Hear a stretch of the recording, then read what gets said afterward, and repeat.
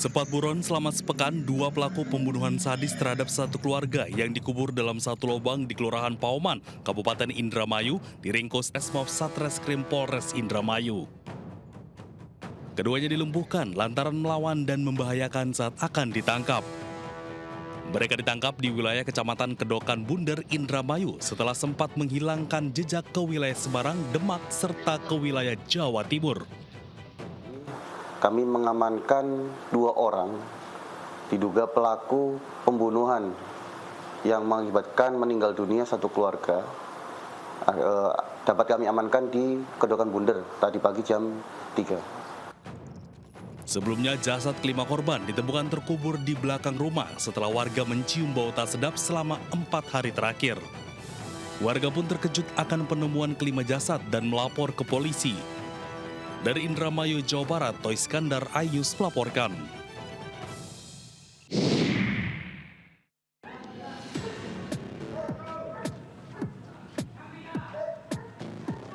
Tersangka atas nama Alfi Maulana, 24 tahun, warga desa Aipaing, Kabupaten Labuan Batu, Sumatera Utara, diamankan oleh polisi. Tersangka diamankan setelah polisi mengidentifikasi identitas korban dari telapak tangan yang berhasil ditemukan di lokasi pembuangan jasad korban. Dengan sadis, pelaku membunuh dan memutilasi teman wanitanya di kamar kosnya sendiri. Tersangka nekat membunuh korban lantaran sakit hati atas kata-kata yang dikeluarkan korban. Korban juga sering menuntut tersangka untuk memenuhi kebutuhan hidupnya yang tinggi. Layaknya seorang wanita dalam kondisi yang marah dengan kosakata yang tidak pada umumnya. Dan hal itu sebenarnya sudah berulang sejak sebelum-sebelumnya. Kemudian pelaku sedikit kewalahan dengan tuntutan ekonomi korban yang meminta gaya hidup dan seterusnya. Hal tersebutlah yang menjadi sebuah akumulasi akhirnya memicu cekcok di malam hari tersebut. Atas perbuatannya tersangka dijerat pasal 340 dan 338 dengan ancaman hukuman mati atau 15 tahun penjara. Saat ini tersangka berada di tahanan Polres Mojokerto untuk diperiksa secara intensif. Dari Kabupaten Mojokerto, Solahuddin, iNews melaporkan.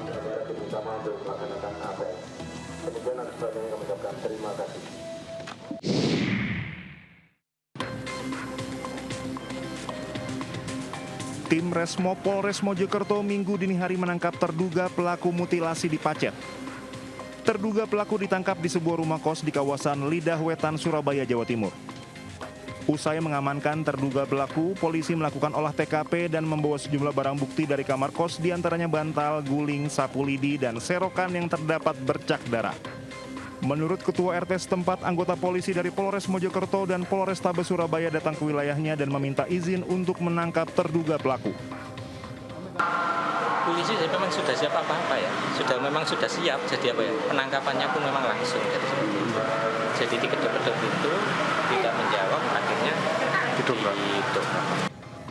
Kini kamar kos terduga pelaku dipasangi garis polisi untuk kepentingan penyelidikan lebih lanjut. Dari Surabaya, Jawa Timur, Hari Tambayong, iNews melaporkan.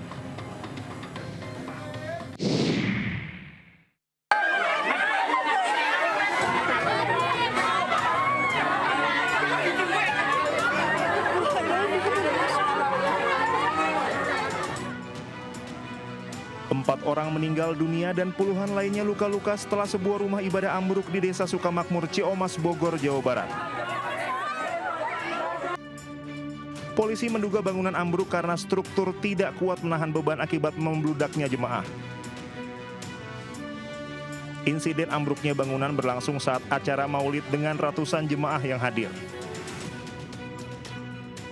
Kepala Desa Sukamakmur, Sri Widiati, mengatakan korban meninggal yang terakhir seorang ibu rumah tangga.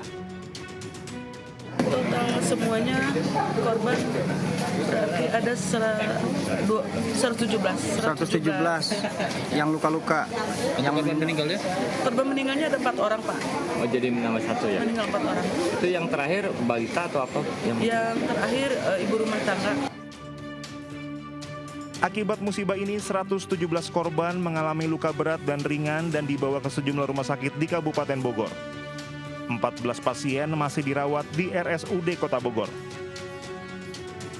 Menurut Direktur Utama RSUD Kota Bogor, Ilham Haidir, total jumlah pasien yang ditangani di rumah sakit ini mencapai 40 orang.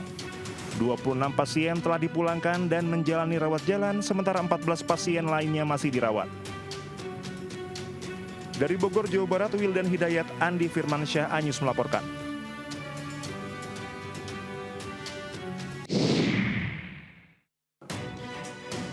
Demi Allah, saya bersumpah. Demi Allah, saya bersumpah. Presiden Prabowo Subianto melantik menteri baru di Kabinet Merah Putih. Mereka adalah Purbaya Yudi Sadewa sebagai Menteri Keuangan, Mukhtarudin sebagai Menteri Perlindungan Pekerja Migran Indonesia atau P2MI, dan Ferry Juliantono sebagai Menteri Koperasi. Presiden Prabowo juga melantik Muhammad Irfan Yusuf dan Dhanil Azhar Simanjuntak sebagai Menteri dan Wakil Menteri Kementerian Haji dan Umroh.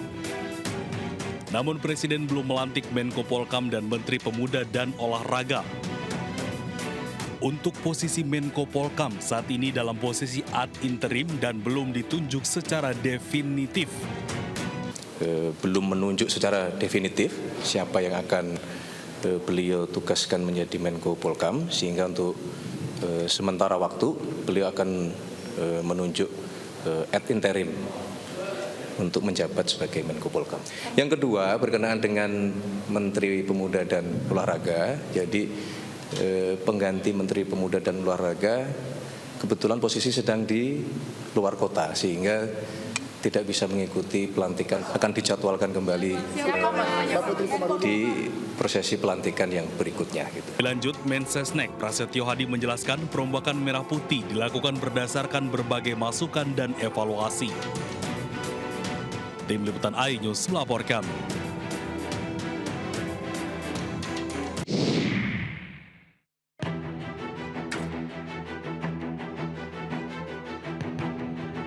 Sejumlah tuntutan disuarakan rakyat saat aksi unjuk rasa yang terjadi di sejumlah daerah sejak akhir Agustus lalu.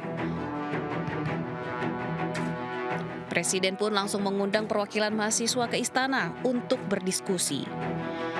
Kedatangan mereka diterima oleh Menteri Sekretaris Negara Prasetyo Hadi dan Mendikti-Saintek Brian Yuliarto.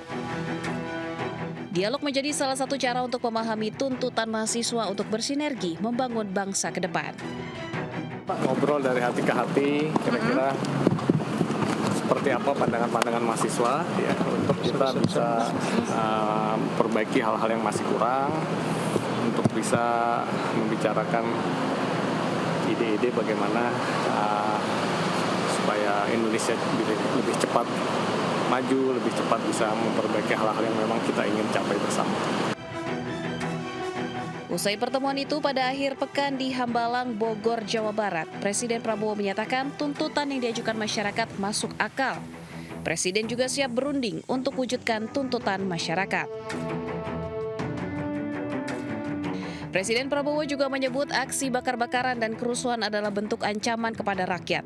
TNI hadir untuk pengamanan sipil, penarikan TNI bisa diperdebatkan. Presiden Prabowo tegaskan siap melaksanakan tugas yang diberikan UUD kepada dirinya.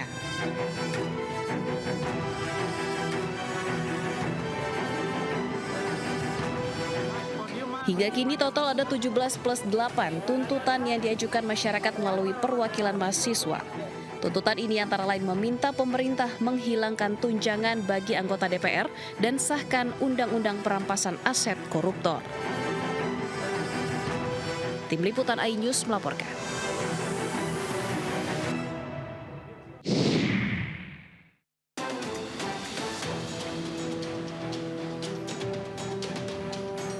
Sidang perdana gugatan Gibran Raka di Pengadilan Negeri Jakarta Pusat ditunda ke Senin minggu depan, 15 September 2025. Sidang ditunda karena penggugat Subhan Palal keberatan lantaran Gibran mengirim jaksa sebagai wakilnya untuk menghadiri sidang.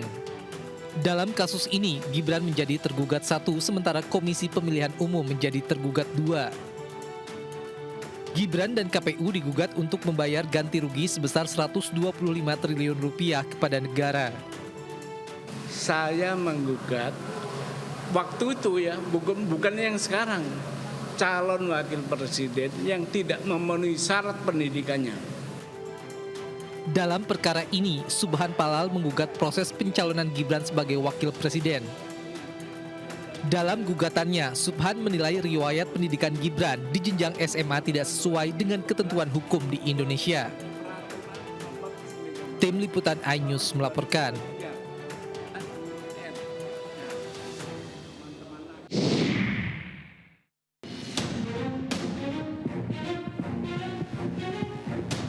Belum usai kisru ijazah Jokowi, kini Wapres Gibran Raka Buming Raka digugat warga.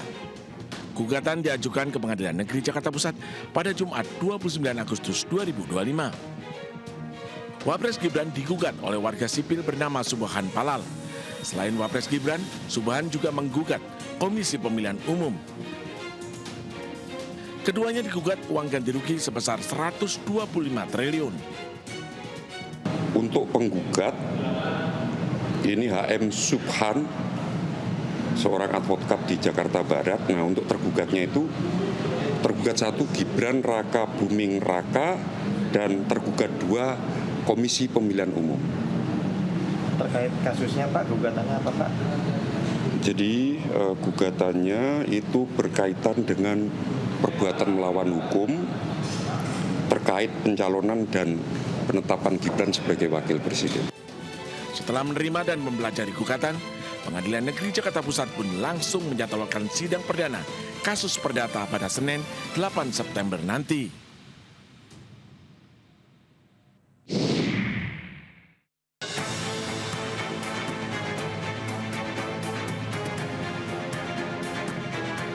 Setelah gaduh tunjangan rumah anggota DPR RI, rupanya tunjangan rumah anggota DPRD di sejumlah provinsi di Indonesia juga bernilai fantastis. Tunjangan rumah anggota DPRD Provinsi Jakarta mencapai 70 hingga 79 juta rupiah per bulan. Namun setelah disorot publik dan diprotes dalam aksi massa beberapa waktu lalu, jumlah tunjangan akan direvisi. Saya menunggu apa yang diputuskan oleh DPRD DKI, tetapi terus terang saya sudah berkomunikasi dengan DPRD DKI. Terima kasih. Wassalamualaikum warahmatullahi wabarakatuh. Tunjangan rumah bagi anggota DPRD Provinsi Jakarta diatur dalam Keputusan Gubernur Nomor 415 Tahun 2022 yang ditandatangani Anies Baswedan.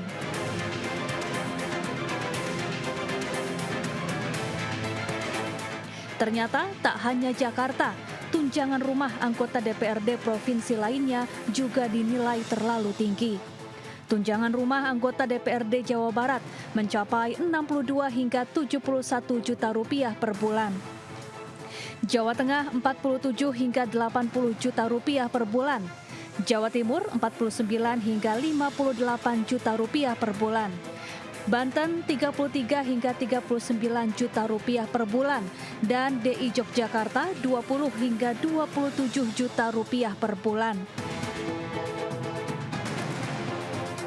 Tunjangan ini diberikan dengan dalih anggota DPRD tidak mendapat fasilitas rumah dinas sehingga diberikan dalam bentuk uang. Namun publik menilai tunjangan ini sangat timpang jika dibandingkan dengan upah minimum warganya. Tim Liputan iNews melaporkan.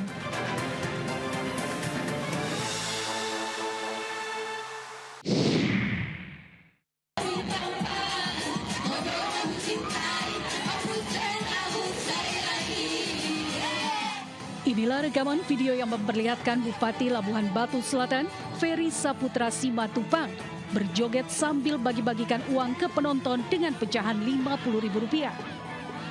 Video tersebut pun beredar di media sosial yang menuai kecaman dari warganet. Lantaran diketahui pemerintah pusat maupun daerah sedang melakukan efisiensi anggaran. Selain itu, terlihat istri Bupati bernyanyi dan diiringi beberapa orang di sekelilingnya. Usai berjoget, Bupati kembali membagi-bagikan uang tersebut ke penonton yang mayoritas emak-emak. Acara yang dihadiri Bupati merupakan hajatan pesta pernikahan di Desa Hadungdung, Kecamatan Kota Pinang, Labuhan Batu Selatan. Sementara saat dikonfirmasi perihal tersebut, hingga berita ini tayang, pihak Bupati Ferry Saputra enggan memberikan keterangan. Dari Labuhan Batu Selatan, Sumatera Utara, Randi Kurniawan, iNews melaporkan.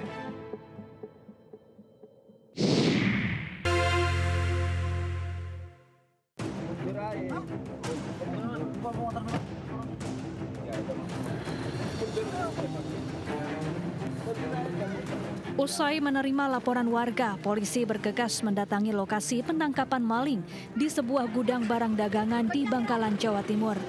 Mobilnya siapa dia?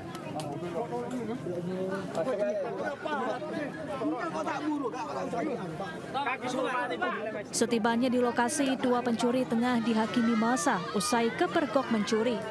Kedua pelaku babak belur dihajar warga yang emosi. Namun berkat bantuan tokoh masyarakat setempat, polisi bisa mengevakuasi kedua pelaku. Kejadian berawal saat salah seorang pelaku berpura-pura menawarkan barang dagangan kepada korban. Namun saat korban lengah, pelaku kemudian mengambil satu karung buah asam dagangan milik korban. Beberapa saat kemudian, korban yang tersadar dan melihat aksi pelaku langsung meneriaki maling. Perannya dari FD ini adalah standby di atas kendaraan sepeda motor. Kemudian setelah RS kembali, kemudian RS kembali lagi ke gudang milik korban. Selanjutnya RS ini mengambil satu karung asam. Kedua pelaku yang ternyata membawa senjata tajam kemudian digiring ke kantor polisi untuk menjalani pemeriksaan lebih lanjut. Dari Bangkalan, Jawa Timur, Taufik Syahrawi, iNews melaporkan.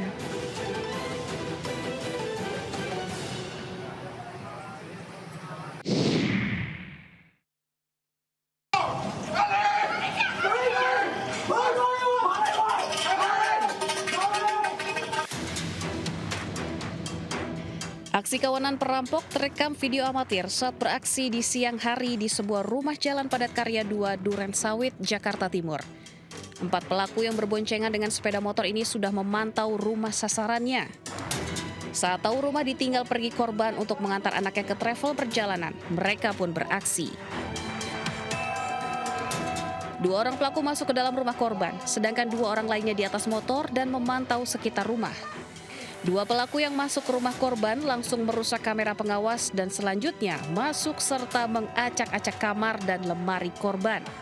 Saat beraksi, para pelaku sempat menodongkan senjata api dan tajam ke nenek yang berada di dalam rumah.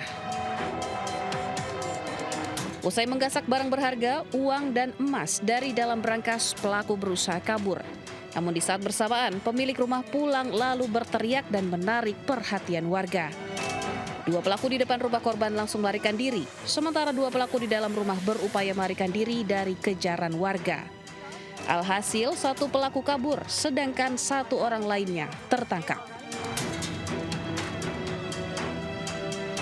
Korban mengatakan aksi perampokan diketahui usai menerima pesan dari aplikasi kamera pengawas adanya tindakan mencurigakan.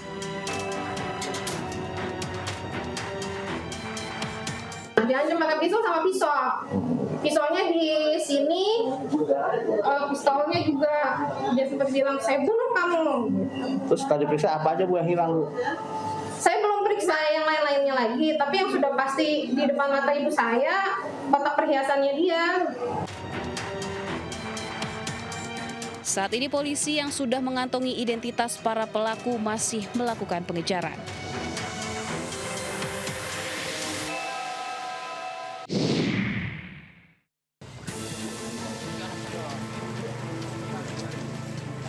Polisi menangkap sopir bank yang membawa kabur mobil berisi uang senilai 10 miliar rupiah. Pelaku ditangkap di daerah Panggang, Gunung Kidul, Yogyakarta setelah diburu selama 1 minggu. Kasus berawal saat sopir bank itu nekat membawa kabur uang 10 miliar rupiah saat pengambilan dana di cabang Solo untuk dibawa ke Wonogiri. Aksi ini terjadi ketika satu-satunya polisi pengawal yang disiapkan pihak bank sedang ke toilet. Saat itu pelaku beralasan hendak memindahkan mobil di area parkir namun justru pergi meninggalkan lokasi. Kemudian mobil operasional tersebut ditinggalkan pelaku di lahan kosong di Kabupaten Karanganyar, Jawa Tengah dengan uang yang sudah tidak ada. Dari sopir Bank Jateng yang membawa lari uang 10 miliar. Alhamdulillah dari Polresta Surakarta sudah menangkap pelaku utama di daerah Panggang, Gunung Kidul Selatan. Untuk tim masih di TKP menelusuri apa saja yang berkaitan dengan yang bersangkutan. Untuk sementara masih 1 orang yang kita amankan. Polisi masih mendalami pihak lain yang terkait dengan perampokan ini.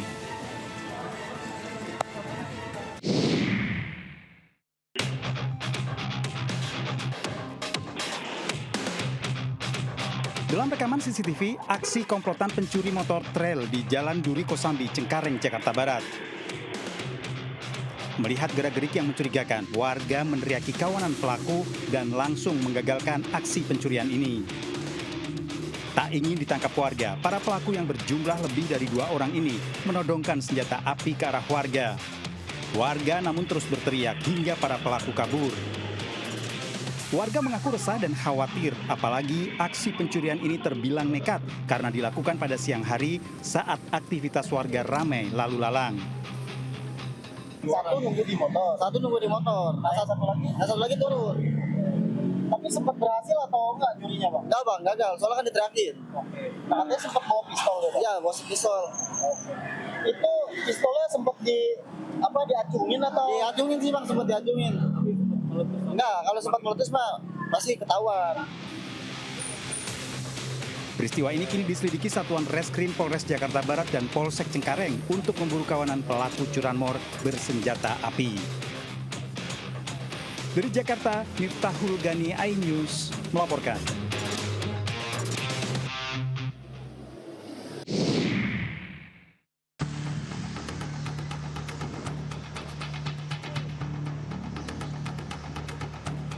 Seorang kurir paket yang sedang memarkirkan sepeda motornya di depan kos-kosan untuk mengantarkan paket alami tindak pencurian.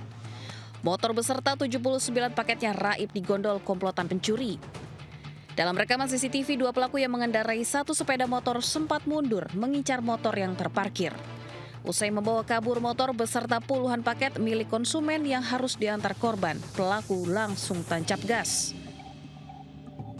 Terus saya ngejar nih, sempat ngejar keluar kosnya. Udah jauh, orangnya udah 100 meter gitu, jadi saya teriak. Tolong maling, gue bilang maling motor, gue bilang. Akibat aksi pencurian yang dialami, korban yang juga seorang mahasiswa ini harus menerima kenyataan pahit, mengganti semua paket yang hilang sekitar 8 juta rupiah. Korban sudah melapor ke polsek terdekat berharap pelaku segera ditangkap. Dari Medan, Sumatera Utara, Adi Palapaharahap, iNews melaporkan.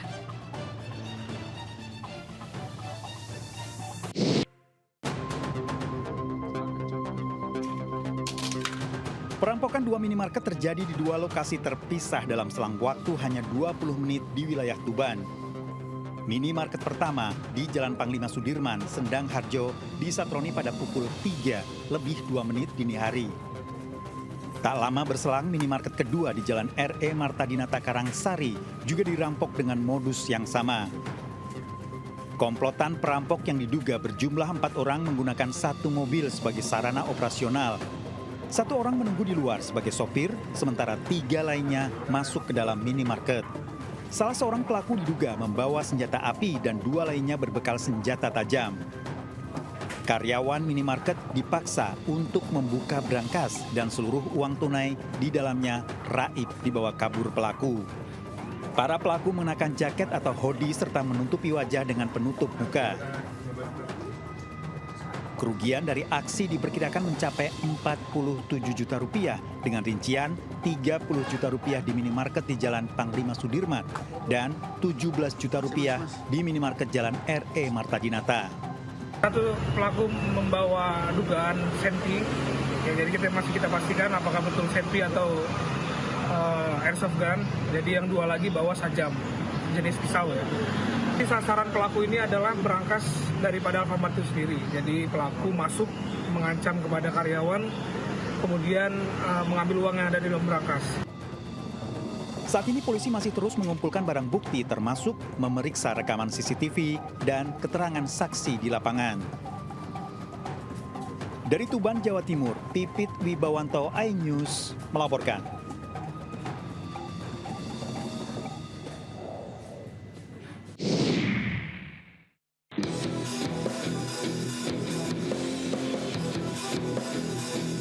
Rekaman CCTV ini menjadi bukti pencurian yang dilakukan oleh 5 orang pelaku di kantor pengiriman Kota Padang. Salah satu pelaku masuk ke dalam ruangan kantor dan menggasak brankas milik perusahaan. Brankas berisi uang sebesar 240 juta rupiah dibawa kabur pelaku. Polisi bergerak cepat mengendus identitas dan keberadaan para pelaku. Salah satu pelaku merupakan mantan karyawan dan otak pencurian ini dibekuk di kawasan Marapalam, Padang Timur. Polisi meringkus 4 rekannya yang lain setelah satu pelaku mengaku nekat melakukan pencurian lantaran terjerat uang pinjaman dan judi online. Semua tersangka melakukan pencurian uang yang ada di brankas PT JNT tersebut. Itu jumlah lebih kurang 200 juta lebih terlebih. Menurut dari korban yang melaporkan ke Polresta Padang. Polisi menyita barang bukti berupa sisa uang hasil curian dan beberapa unit ponsel. Para tersangka terancam hukuman penjara di atas 9 tahun. Dari Padang, Sumatera Barat, Budi Sunandar, iNews melaporkan.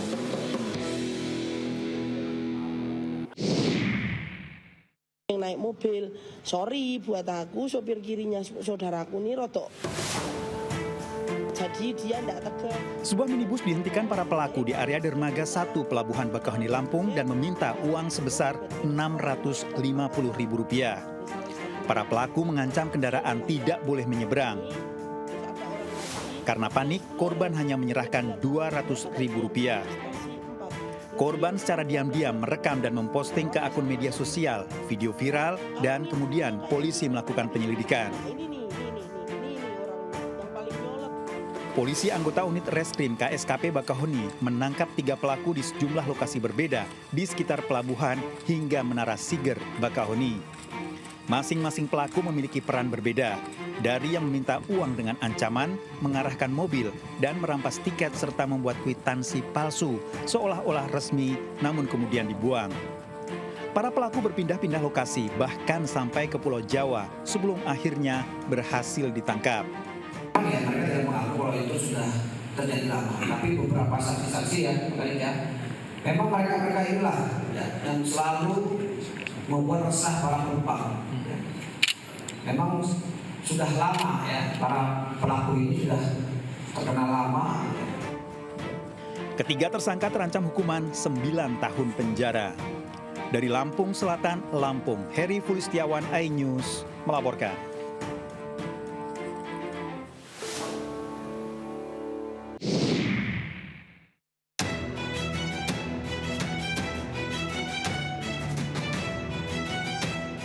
Kamera pengawas Masjid Al-Barokah, Kecamatan Musuk, Kabupaten Boyolali, Jawa Tengah merekam aksi pencurian sepeda motor di halaman masjid. Pelaku membawa kabur sepeda motor milik pedagang sayur yang tengah ditinggal untuk sholat subuh di masjid tersebut.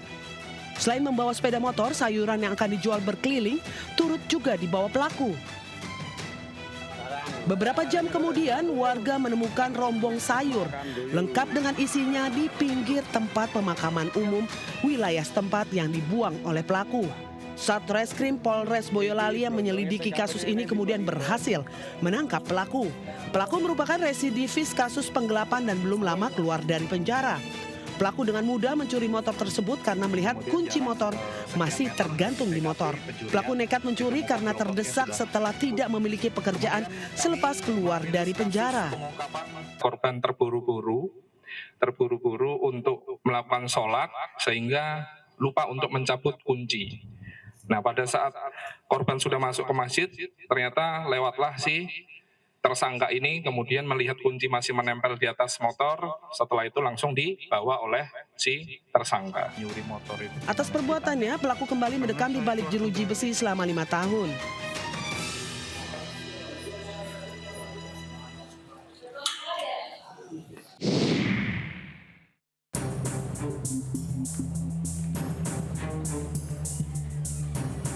Seorang pria di Deli Serdang, Sumatera Utara ditangkap usai menipu polisi karena mengaku telah menjadi korban pembegalan sepeda motor. Niat jahat pelaku awalnya berjalan lancar usai laporannya diterima petugas Polsek Medan Tembung. Namun aksi licik pelaku terbongkar saat polisi melakukan olah tempat kejadian perkara. Terdapat banyak perbedaan antara keterangan pelaku dan fakta di lapangan. Polisi kemudian menginterogasi mendalam hingga membuat pelaku mengaku. Ternyata sepeda motor pelaku yang awalnya disebut telah dibegal sudah dijual. Dan hasil lidik kita di lapangan sehingga pelapor jujur bahwa sepeda motor yang dibilang dicuri itu atau dirampas itu adalah tidak benar, melainkan sepeda motor itu sudah dijual dia kepada seseorang yang bernama Ramadhani Sinaga alias Ijek. Pelaku mengaku sengaja membuat laporan palsu agar terbebas dari kewajibannya membayar cicilan sepeda motor yang tersisa 1,5 tahun lagi. Akibat perbuatannya, pelaku kini mendekam di balik jeruji besi. Dari Medan, Sumatera Utara, Ade Palapa Harahap, iNews melaporkan.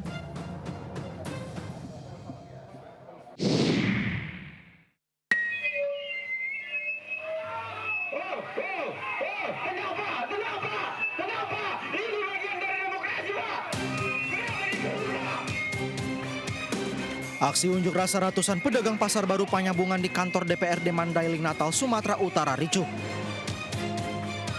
Terjadi aksi saling dorong antara massa dan petugas keamanan. Para pedagang kesal karena tidak satupun anggota dewan yang menemui mereka. Kericuhan mereda setelah sejumlah anggota DPRD datang menemui para pedagang. Dalam aksi unjuk rasa kali ini, para pedagang meminta DPRD Mandailing Natal mendesak pemerintah daerah menurunkan harga sewa kios yang tinggi. Karena saat ini pedagang mengalami penurunan penjualan. Insya Allah besok kami akan turun ke sana antara jam 10 dan jam 11. Ya Bapak Ibu ya. Masa pengunjuk rasa akhirnya membubarkan diri setelah para anggota dewan berjanji akan mendesak pemerintah daerah mengabulkan tuntutan mereka. Dari Mandailing Natal, Sumatera Utara, Ahmad Hussein Lubis, iNews melaporkan.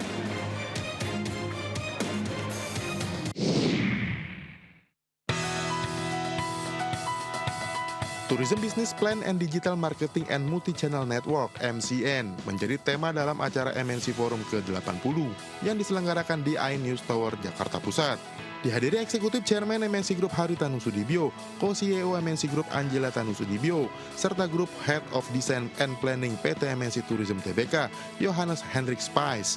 Forum ini membahas aspek strategi, tantangan hingga konten yang dibutuhkan untuk memperkuat daya saing di industri kreatif dan pariwisata nasional. MNC Group melalui entitas bisnisnya yakni PT MNC Tourism Indonesia Tbk atau KPIG tengah mengembangkan kawasan pariwisata berskala internasional yang mengintegrasikan resort, tempat hingga fasilitas MICE. Lakukan satu restructuring, corporate restructuring dalam rangka bagaimana kita bisa lebih besar lagi. Saya rasa ada satu hal yang sangat penting di sini. Built on the vision of MNC Tourism, and that is to deliver Indonesia to the world. I can talk about our restaurants, our hotels that are coming, our amusement parks that are coming. Of course, we are part of the biggest media company in Southeast Asia. That's our backbone. MNC Forum menjadi agenda rutin MNC Group yang terus mengupdate perkembangan isu-isu terkini demi kemajuan perusahaan dan karyawan. Dari Jakarta, Nata Arman, Irian Syah Wahyudi, M. Zulkarnain, iNews melaporkan.